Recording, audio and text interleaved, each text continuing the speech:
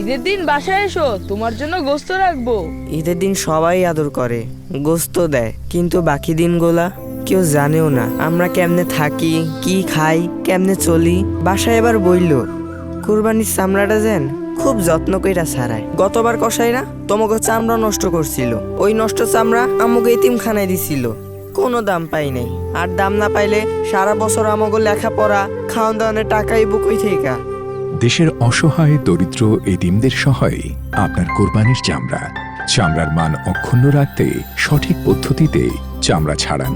চামড়া আড়াআড়ি কাটার জন্য সুচালু মাথার ছুরি, চামড়া ছাড়ানোর জন্য বাঁকা মাথার ছুরি ব্যবহার করুন। চামড়ায় লেগে থাকা রক্ত, মাংস, চর্বি, পশম সম্পূর্ণ অপসারণ করে ভালোভাবে পানি দিয়ে ধুয়ে নিকটস্থ মাদ্রাসা এতিমখানায় দিয়ে দিন। কোরবানির চামড়া মাদ্রাসা এতিমখানায় পৌঁছানো মাত্রই তাতে খুব ভালোভাবে লবণ মাখিয়ে সংরক্ষণের জন্য প্রস্তুত করুন। কোরবানির ৩-৪ ঘন্টার মধ্যেই লবণ মাখিয়ে ফেললে চামড়া দীর্ঘদিন সংরক্ষণ করা যায়, ফলে দামও ভালো পাওয়া যায়। চামড়ার গুণাগুণ রক্ষা করতে এবছর সরকার মাদ্রাসা এতিমখানায় বিনামূল্যে লবণ সরবরাহ করবে। কোরবানির চামড়া এবার হাসি ফোটাবে সবার মুখে, আর চামড়াজাত পণ্য অর্থনীতিকে দিবে নতুন গতি। জাতীয় সম্পদ চামড়া রক্ষা করব আমরা।